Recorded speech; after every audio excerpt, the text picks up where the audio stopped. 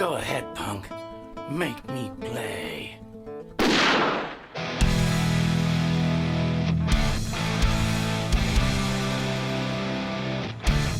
This is Bumping Into That Sound. Welcome to Bumping Into That Sound, the rock-centric music and tone podcast where we dive deep into the riffs, rhythms and stories behind your favourite artists, tracks and instruments.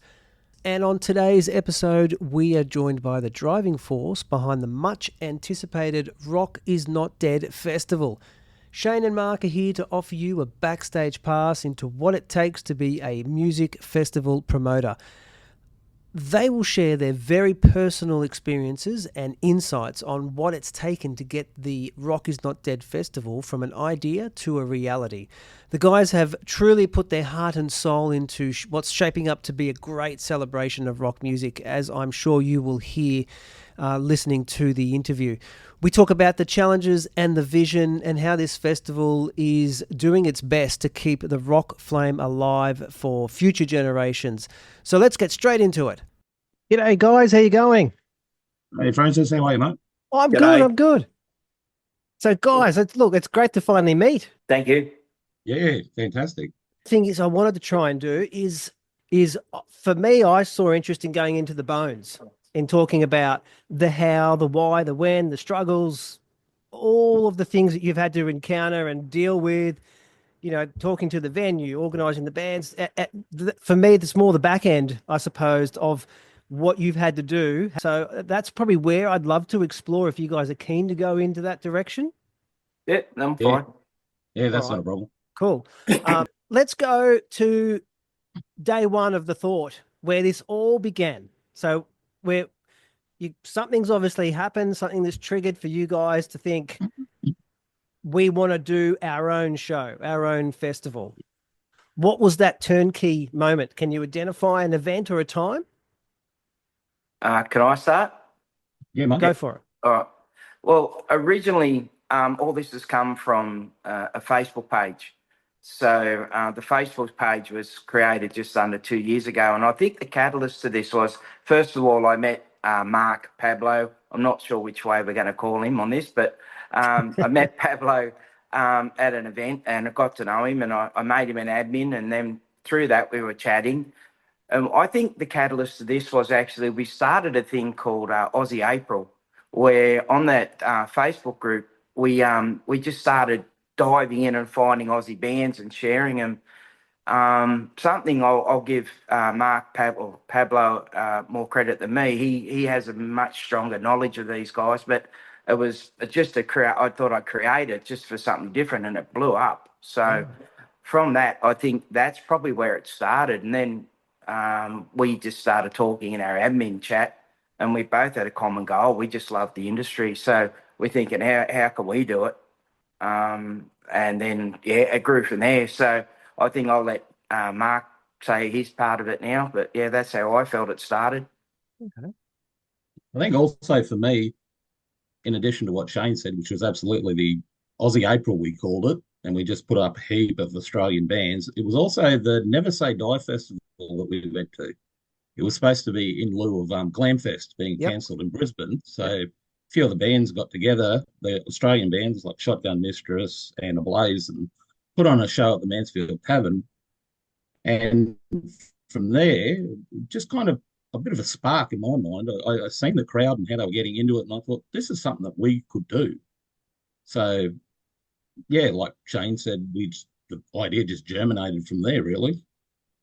So, I mean, I remembered that event. I didn't go to it, but I had tickets to Glamfest that got cancelled. I think we all did.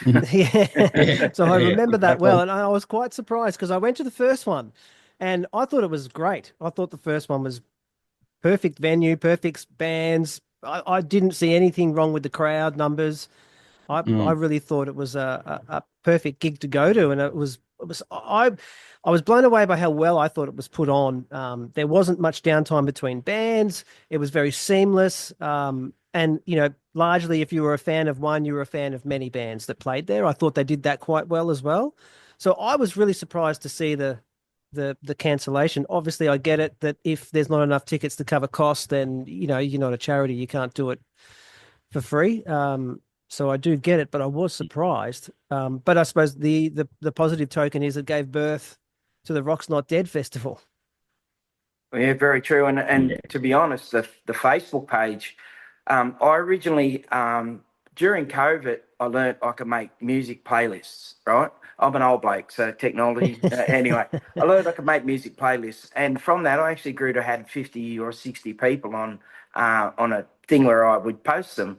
And then I thought, well, bugger it, I'll just do a Facebook page, and so I moved it over to the Facebook page. But those people are also people I met with and because of Glamfest. And that's the name of that Facebook page is directly representative of how that page started, which was people getting together wanting to back the nostalgia of legacy bands from the 80s. You know, that's where we started. And when it folded, like, we don't want to say too much negative, but it really did hurt a lot of us. And I Yeah. think, we all do what you do. You just talk between each other and you band together, and that, I guess, is where a lot of this is streamed from. Yeah. I Yeah. think the other thing with, especially like the cancellation of it, you can understand it totally just from doing what we're doing. That if you've got international bands is involved as well, and you understand totally why they put the pin on it.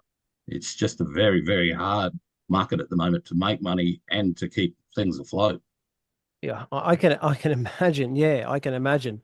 Um, with the first steps, I guess. So you guys have said we're going to do this. We've got together. We want to put something on for up and coming acts. Step number one is you source a venue. Is that where you sort of go to? You go to a venue and say, "This is what we're thinking." I think we more looked at the bands first, didn't we? Yeah, that's pretty true.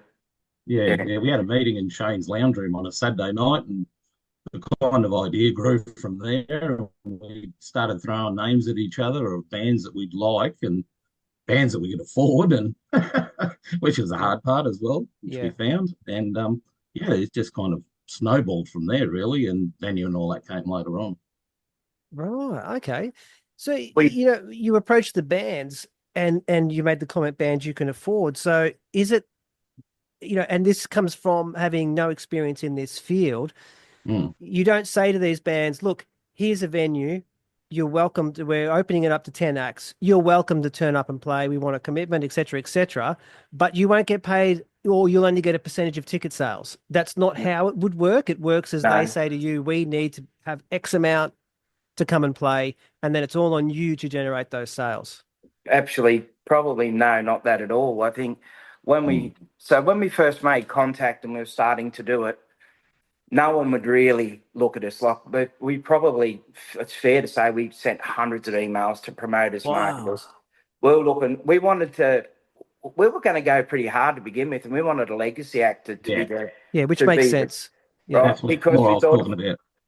Yeah, yeah, more that we could afford, like I said, yeah, legacy. and, Yeah. and we were going to do it, but we just didn't get anyone to talk to us.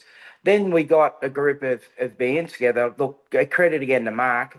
He got six of them together pretty quickly because he's gone to a lot of their events and knew them well. And I had two or three that I had in mind, and a lot of them we actually had to set a minimum that we were paid because some of them didn't want to actually get paid, but we went, nah, if we're Mm. going to start doing this, we got to have a minimum payment structure. Like, even though we basically are doing all of this out of our own pocket, we still said no. A band deserves a certain amount of money, and we went down that path.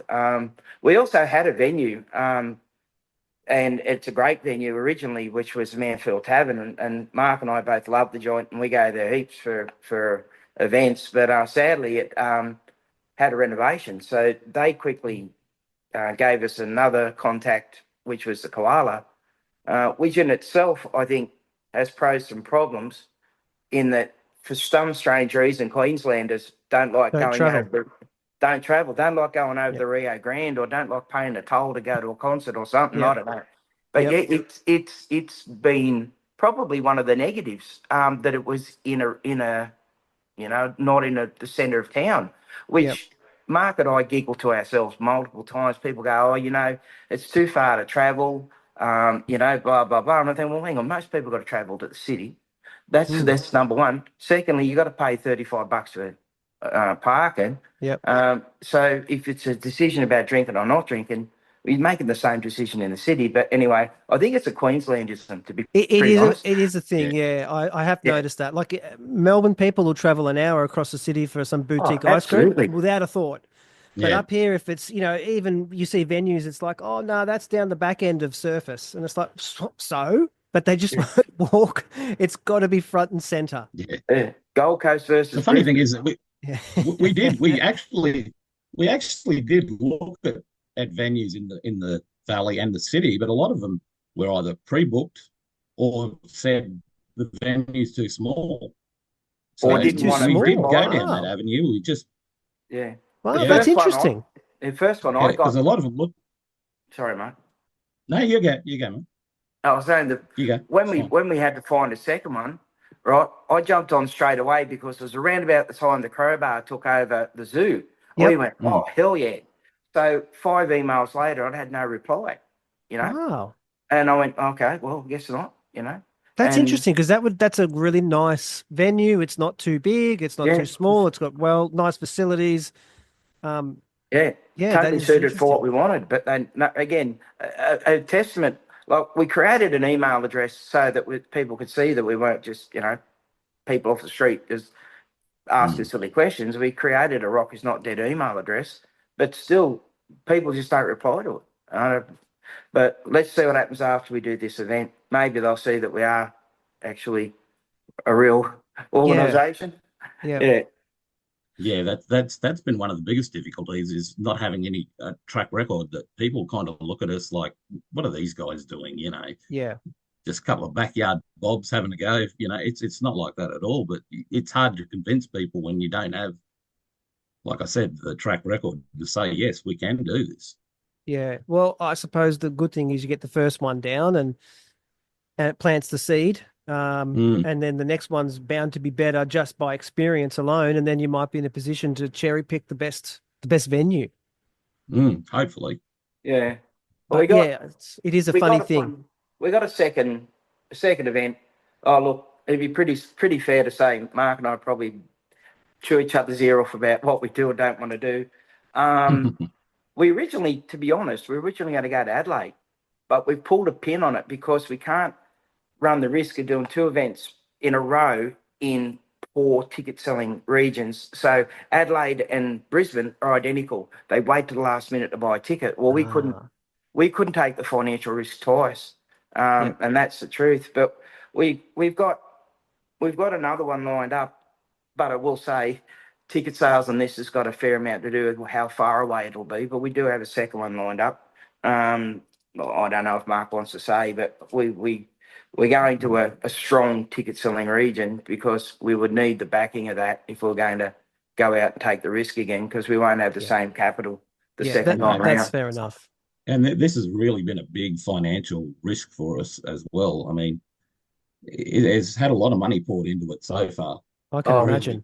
I can Really actually, imagine. has. Yeah. Mark's probably 70% on 30, because Mark, when we started it, Mark said, "Look, I've got a kit. There's some money put aside, and I'm prepared to risk it." And I went, Mm.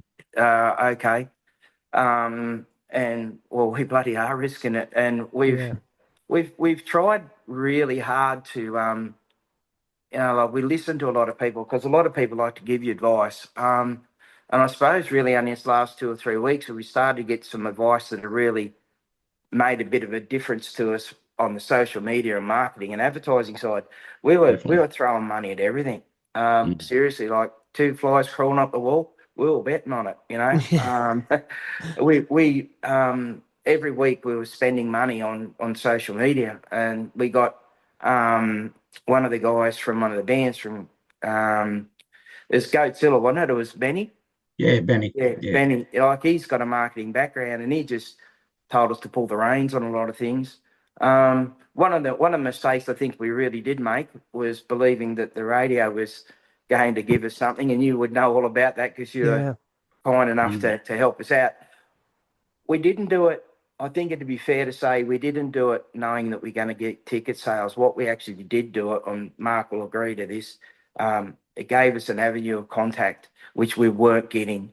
Yeah. And we almost bought a contact over that rather than ticket sales for anything in the future, because that radio station is our perfect demographic. Yeah, We 100%. just somehow have to get them to see that we're a real, a real organisation, and we're even though we are passion driven, we Mm. we we got some business savvy. So Yeah. Yeah, that was a big issue too, was like contacting like media outlets. A lot of them just didn't want to know. Like that radio station that we talked of, we sent them multiple emails and we never heard a thing back until your good self got involved. So that's been one of the other difficult parts of this whole process, is just trying to get people to listen to us. That's so strange, like when you've got money, you're willing to turn up and spend money on something. And it's, I just, yeah, it's so strange that people aren't sort of like saying, okay, we'll listen to you, we'll talk to you, but here's the starting line. And then you're in a position to say, yeah, that's fine. I've got that put aside. Let's move forward.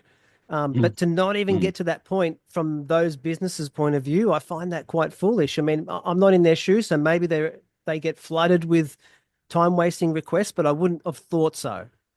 yeah, well, I think by not naming anyone tonight that that hasn't No, answered an email or hasn't answered a phone call or whatever, it's going to do us no favors in the long term. no. Perhaps they're all like all organisations. They're waiting to see your credibility, Yeah. and we can only just hope that because I'm we're probably jumping a long way ahead here. I'm super proud of what the final product's going to be. It's going to be something no one else has ever Mm. done. Like the terms of the internal marketing of it, what we're offering the bands, what we're offering the punters. We're not just one of those places you go up, pay a ticket, you sit there, and that's it. Like we've got other things happening, so we just hope that maybe when it's all said and done, the positives out of it will be, geez, those people put on a good show. I Yeah. think that's what we would like to hear. Yeah. Yeah. And I'm sure they will. And I'm Yeah. sure the bands will appreciate the opportunity too. The Yeah. bands have been fantastic throughout this whole process. They've been so accommodating and so helpful. You couldn't fault them. You take my hat off to a lot of them. They've just really mucked in on most of them and really helped us out in ways that we didn't even think of when we first started. Yeah. And I don't know if anyone's ever done this before. I'm sure they have. But when we started and we got to the point where we felt the vans were the right vans and they were definitely going to be the ones we take forward, we created a chat group and we opened it Mm. up by saying, hey guys, open and honest about everything here. We don't hide anything. We don't not tell you anything. And everything has been shared in there since probably November. And I haven't really seen any negativity at all. Well, that's good. No. So yeah, and I don't know anyone that could honestly say they've done that because even though they are the bands that we're paying to perform, they are basically the most vital part. So if we haven't got them on side and we haven't got them feeling like they're being looked after, will we get the same end product? Organizing that. So, you guys have come in, you've secured the venue. I'm guessing at a cost. You had to lay down to secure that venue. Then how do you go about organizing every aspect? There must be so many things. There must be the thing of saying, okay, well, we've got to pay for. Is there a backline of equipment that you guys have had to organize, or is each band bringing their own? Like, where does that process then start? How many elements do we have once that venue is secure and the bands are booked? Where is your time being consumed? I think mainly to start with, it's been advertising. I mean, we've kind of worked out the logistics as we've gone, but we really wanted to get it out there because we had the venue. Once we've got the venue, we thought let's just push ahead and just advertise it and advertise it and advertise it and try and Yeah. get some groundswell happening. Things like the back line. This is, we were quite prepared to go and hire one, and then one of the bands, Snake White Whiskey, stood up and said, "We'll supply it." Wow. Fantastic. Yep. They said, That's we'll great. supply it, and they've actually asked the other bands, what cabinets do you want? What heads do you want? Do you want this? Do you want that? They have been so fantastic, those guys. I take my hat off to them. You know, we couldn't have done it without them, really. They have just been really top notch. Wow, geez, that's a credit to them for stepping up and helping you guys out. And on the venue Mm. side of it, we have to give credit to this. Actually, I'll give. Originally, we were going to Mansfield, which is part of the Australian Venue Corporation of Australian Venue Co. Um, the way of doing business with them suits people like us coming in. So they basically take a percentage of your ticket sale. They provide the front of house, they provide the security, they provide the venue, they provide the bar staff, all at a set amount per ticket up until a certain dollar value, which we won't, I don't think we'll get to, but No. it was, it's a big risk on them as well. And I Yeah, think that organisation does it across Australia that way. So anyone that is looking to get into it, they are certainly worthwhile. And when I very first talked to Jimmy, he reckons he was going to basically book it knowing we were going to get 150 people. That's how he saw it. Now it's different to Koala, but he was of the belief that they would be providing the venue based on 150. So I've got to give them respect for that because they're giving us, everything front of house, engineer, all that sort of stuff at a set price per ticket up that is until really good. up until we cut out at a certain dollar value. Um, and I don't know if any other organisations do that because, to be honest, they didn't give us the time of day. Yeah. But we'll be. I think Mark and I can be forever thankful Mm. that Jimmy and the Koala got together and give us the second venue. Yeah. Yeah, and that's absolutely the truth. Yeah. Yeah. Well, That's look, that's Ian. great. Ian from Australian Venues. He's been fantastic to deal with too. He was the main one. He actually pushed Koala on and said, "If you're looking for another venue, this would be ideal." So, yeah, Wow. take my Geez, hat off to that's unheard of, isn't it? For a big organization to actually be supportive like that. And you hear these stories of venues that are like, here's my set price. I want X% of your merch. I want this. I want. And to hear a story where someone's like basically saying, what can we do to help you? That's such a positive to hear in the industry at a time when it's filled with so many challenges. I think we have Yeah, to say definitely. that's pretty much a Live Nation thing. I hope I don't get sued for that statement, but it's all you hear from anyone that has to fall under that banner. There's so much other costs and hidden costs and venue costs, and Yeah. but that won't work for small guys like No. us. Like we and again, like we'll be very grateful for being given the opportunity. So yeah. Yeah. No, that is Yeah, great. Do you think, I mean, yeah, you've got one hurdle is being out at Capella Bar and realistically it's not that far. I mean, but yes, I get it. People will have a bit of an issue with that. So that's one hurdle. Do you think had you have managed to secure a legacy act, and I don't know if that's the right name for them, but let's call them that at the moment. yeah. If you had secured someone that was your 80s, 90s, early 2000s Australian rock band, even just them as a headline and having the entire list of bands you've got at the moment, do you think that that would have changed things a lot for you? Me personally, no, No, Really? and I'm going no, to be the same. no. I probably I just got to be careful how I say things. I've got a big mouth sometimes. um, so if we take our venue that we're currently at, there is events on before us and after us. Obviously, there would be being a venue. Yeah, There's an American band that's coming the day after us, and they've got 10 people saying they're going on their Facebook page. The weekend before is Australia's largest or best known Metallica Metallica. Metallica thing, and it's got like 16 people saying they're going. I think, to be pretty fair, it's a perfect storm for negative ticket sales at the moment. I struggle. I'm not a high income earner, and to put Yeah. this event on, there's a lot of toasted sandwiches been going on. I think right now it is that perfect storm. Plus, the other side to it is there's been such an influx of international great bands, post COVID, and like I'll tell you, I've been to 75 or 80 of them, and so I'm one of them. Um, that people are going, wow, do I get to see a band I haven't seen before, or do I go and see the three bands that I could probably see in 3 months' time? Yeah. And I think they're buying those tickets, and the smaller local stuff perhaps not.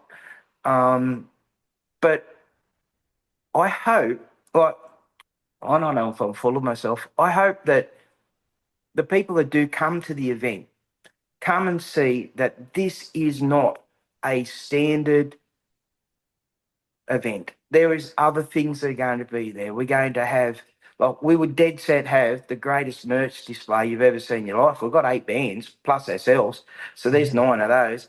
We've got yourself coming, a podcaster who can talk to people. We've got media representatives. Mark's done a killer job getting some pretty high profile people. We've got some people coming up from Melbourne that are photographers, and someone that we're doing the interviews that are currently being put up on YouTube.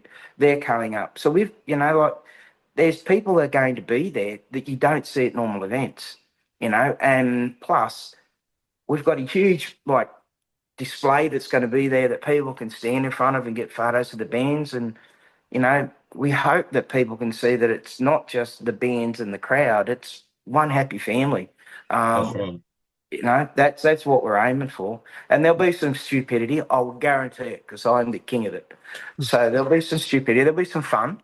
I won't say what it is. I've got a few things lined up.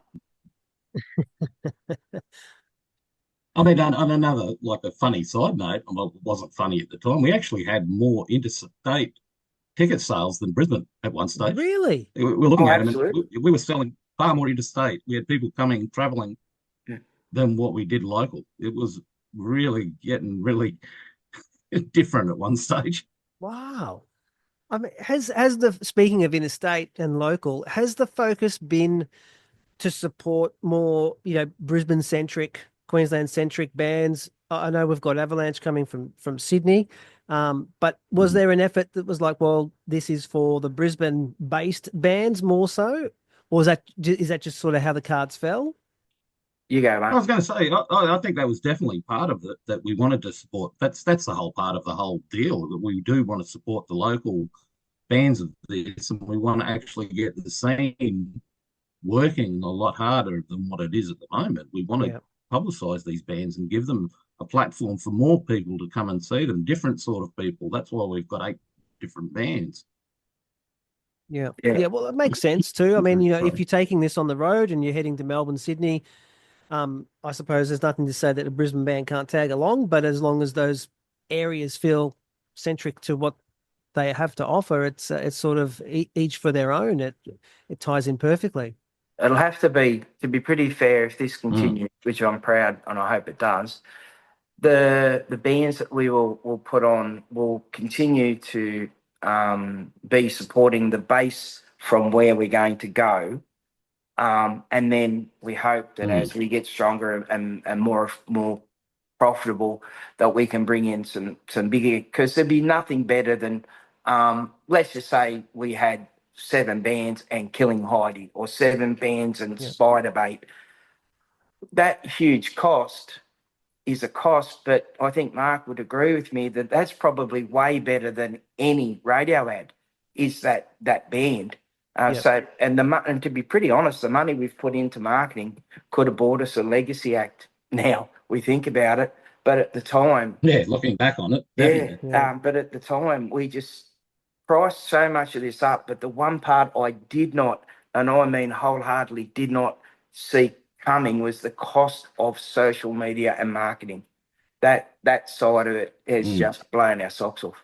wow. Um, yeah. And you Pretty. did what anyone would do. That's the first place people think to invest money and time. That's what is drummed into us, and anyone would have done exactly what you've done. So I don't think you can beat yourself up on the path that you followed, because it's the path I think anyone in your position would have taken first. Yeah. And it look. if you go on all this stuff, they say like algorithms and all those sorts of things. Go and put Rocky's Not Dead Brisbane in Google. We are 4 pages deep, right? Wow. We are 4 pages deep with all the places that are on, all the gig guides, all the. I suppose someone we haven't really said too much about. We want to bless and thank is Heavy Magazine, thanks to Mark. They're getting it out there and pumping it for us, and we couldn't have done a lot without them. And they've put 2 bands on the front cover of their magazine that are on the event, and our Wow. event was on the front of one of his magazines.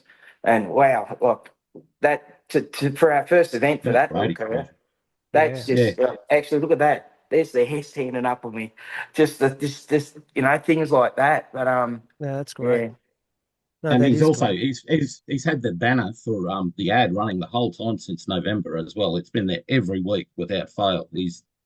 Chris has just done. He's a top bloke and a fantastic magazine, Heavy. So we're really proud and really happy of what he's done for us. It does sound like while there's the struggles, you guys have when piecing this together and hearing the story, and I'm sure you've thought this too, that you've actually united and collected and built quite a lot of special relationships with people that share this common passion, and they're all working together to help. You've got your battles, but you've spoken so highly of so many people that you're now building with. You're working together with. That I suppose you've really that's not to be glossed over because that's quite special. And I think another thing is like Mark would have to agree with me on this one. How many bands have contacted us? Oh, yeah. Like honestly, we probably we'll have a giggle at Heavy Duty again. There was at one point those guys from the Central Coast of New South Wales are dead set going to sell the child and come up. That's how desperate they were. And then sadly they lost a band member. But we've had bands from just about everywhere saying we want to be involved because we've heard good things. No one can that and all we keep whinging about is how we don't make anything out of advertising. Well, that sort of advertising is priceless. There's Yeah. no value you can set on that. No, Yeah. we could have put it on four festivals with the amount of bands plus. We've had bands from Western Australia contact us. We've had them from everywhere and some fairly big names too. I will say I'm not going to mention any, but yeah, Wow. we've Yeah, had some good yeah. contacts with the bands. They've been Well, fantastic. I mean, the good thing here is that when this one does work and kicks off, is that you've got everything's lock and loaded to go again. You've got those contacts, you've got those bands that are keen, and you haven't even done the first one. So you guys are in such a good standing that when you're ready to go again, be it in a bigger or smaller capacity, you've got everything lined up. You've got everything ready to go, which is a unique position. You've come a long way and the show hasn't even been on yet. Yeah, Mm. yeah. I mean, I can speak for Shane. We want this to be an ongoing. We just don't want to be a one and done, a fly by night. We really want this to grow. If this is on every year, that'd be fantastic. And if we can branch it out in other states, rural, which is what we talked about at one stage, I'm that's the main goal. I'm so convinced it's the right thing, and it's the right thing for the industry that even if we do our ass with this one, we'll go again relatively soon, and we'll invest. Like I'll come, I'll arrange to get some more money, because I think that no business can be profitable first time out. Like any small business Yeah. runs at a loss for a couple of years. Yeah. I don't think we can afford to run at a massive loss for a couple of years, but we could certainly. I think we can afford to take the risk one more time. But what we will definitely do is we'll go to a city in Australia that the ticket sales will be more guaranteed. But I the mean, other side of it, something we haven't mentioned, and Mark and I, geez, we talked about this a lot. There's a Queensland government's got this funding thing about mm, supporting the regions. We want to do a thing called Rock the Regions. So if we got a dozen bands under our umbrella, and the government wants to get behind us, like we'll take our roadshow, once a month, take 2 to 3 bands to a venue somewhere in Queensland, but we've just haven't snaggled the right people for that yet. But that's also something that's not part of the Rock is Not Dead thing, but it's still part of us committing to the Queensland music industry. And I think, long term, we'd also like to do that. Yeah, that's just another thing we had. We both, gosh, we both. We've got some ideas. Oh, yeah. Yeah, you've got ideas, you've got passion. It's very evident, Mm. and it's all for the love of local Australian rock music. I mean, further to what Shane was saying before, I mean, we knew going into this, we went in with our eyes open. We knew we weren't going to make money off this first time out of the gate. Yeah, We knew that this would be a loss, but it's like I said, this is more a labour of love than anything else. We're just so passionate about music and trying to grow something organically here that we don't really mind taking a hit as long as it can keep going. I mean, of course, if we totally lose everything, yeah, we're starting from a worse spot. But I think we're in a pretty good position at the moment to keep it going forward. yeah, yeah, definitely, definitely. No, well, that's the main thing. As long as you can get to that point where you can sustain and build, I suppose that's the win. Mm, definitely, Which definitely. hopefully in a couple of weeks it all kicks off. Yeah, it's Yeah. starting to become quite real that it's about to happen. Yeah. I It's mean, very surreal. how many sleepless nights have we had? Yeah, both of us. We're all lying in bed in the middle of the night, just thinking about things. We've contacted each other. Then You there'll know, be oh, I ping, had a thought last night. ping. Well, I mean, Yeah. it's great. I really come back to the relationships that you've built, and that at least the two of you can split the load mentally and physically of what's required. It's a big task, especially the first one. So I think you guys have to stop and give yourselves a pat on the back for how well you've done, what you've achieved. You've blown out of the gate, and you've done something that you've never done before, and you're kicking goals. Yeah, we tried desperately not to tread on each other's toes. That's something because we don't live close to each other either. No, Um, if Mark had an idea, I let Mark run with it. Mark organise it. If I had an idea, Mark would let me run with it. Let me organise it. We have not at this point trod on each other's toes at all about no. it. Yeah. Whether we 100% agree or disagree, it was not about that. It was just about we were let's do this, as you say, that word organically. Mm, And yeah, I think that's something, like I will say a lot of the things I've done are like on the corporate side, like on the marketing posters and blah, blah, blah, blah, blah. Mark had a lot of contact with a lot of bands because he really knew them. So, those things work to our advantage. Like we're working to our strengths. There's things that I'm good at, things Mark's good at. Yep. Um, Look, that's the thing with business, isn't it? Let the person work to their strengths. Don't go sticking your fingers where they don't belong. And as long as you each have a bit of creative freedom, things can just blossom. I think the fantastic part was, like Shane said, we haven't butted heads, but I think we realised pretty early on that we're pretty similar personality wise. So I think that helps a great we deal Yeah. both too. go the Yeah. same bodybuilder. Yeah, that's right. Same Yeah. nutritionist. Yeah. Look, I'm really stoked for you guys and how well you've done, how far you've come. I'm sure it's going to be a big success. I certainly hope it's going to be a big success, and it's going to plant the seed that you can keep pushing forward with. I've sort of watched it from the beginning when you first started talking about it on Facebook, and I thought it was a great idea, and I've been really proud to be involved and help Don't where I can. underestimate your value in all of this either. Look, you're one of the very Exactly. first people that came to us, and your voiceover stuff for us, Mm. was great, and to get us that little 30-second ad, we really value what you've helped us with as well, because honestly, and it's honest, we wouldn't have done these podcasts, we wouldn't have done what we're about to do next, which is an interview, without people like you. So we really appreciate it, mate. Yeah, no, thank you. Exactly. That's really appreciated. Thank you very much. Guys, I'm going to wish you the best. And then in a couple of weeks, we'll be on site and hopefully we'll see a packed venue and smiling faces. And then you guys talking about round two by the end of the show. Looking forward to it. Thanks, guys. Thank you, Appreciate it. Francis. All We'll right, speak Appreciate it. soon. Thank you very much for checking out the show. If you did like it and have the opportunity, please do leave a 5-star review on your podcast player. It does help others find the show. If you want to find out more information about this episode, the guest, or even the other episodes that are on offer, head over to bumpinginto.com.au. Don't forget the AU.